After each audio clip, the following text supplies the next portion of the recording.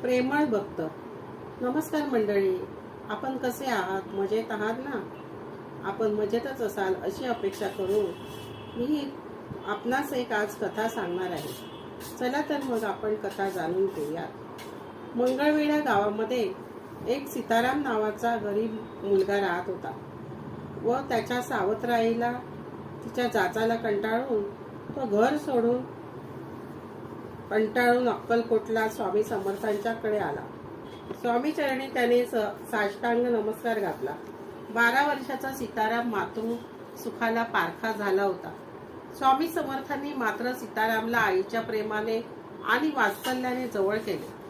त्याच्यावर मायेचा वर्षाव केला. सीतारामाचा बाल आनंद गगनात मावेना. सावत्र आई त्याला वाटेल तशी बोलायची व दिवस दिवस उपाशी ठेवायची.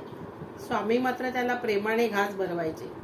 छोट्या सीतारामने स्वामींची मनोभावे सेवा करायला सुरुवात केली. इतके की थोड्याच दिवसात तो स्वामीमय होऊन गेला. स्वामींनी आता पूर्ण योगाभ्यास त्याला शिकवला नाही, तर दुर्मिळ असा कृपाप्रसाद त्याला दिला.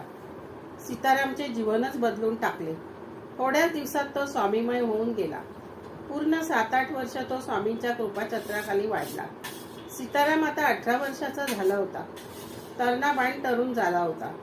स्वामींच्या अपूर्व कृपेमुळे तो तेजस्वी झाला होता. एक दिवस स्वामींनी सीतारामला हाक मारली आणि म्हटले, सीतारामा, तू आता तयार झालास. तुझे काम पूर्ण झाले. तू जेथून आलास तेथे परत जा. स्वामींची आज्ञा सीतारामाने मान्य केली. परंतु स्वामींना सोडून जाताना त्याचा जीव कातर झाला. स्वामींना त्याची कातर अवस्था समजली, म्हणून स्वामींनी सीतारामला आपल्या पादुका दिल्या. सीतारामने स्वामींच्या पादुका हृदयाशी घट्ट धरल्या आणि स्वामींचे स्मरण करीत तो मंगळवेढ्यात परत गेला. लोक त्याला वेडा सीताराम म्हणून ओळखू लागले. एका स्वामी व्यतिरिक्त त्याच्या मुखात काहीच येत नव्हते, कारण स्वामींनी त्याच्यावर कृपा करून त्याला आपल्यासारखेच बनवले होते. श्रोते हो, तुम्हाला माझी कथा आवडलीच असेल.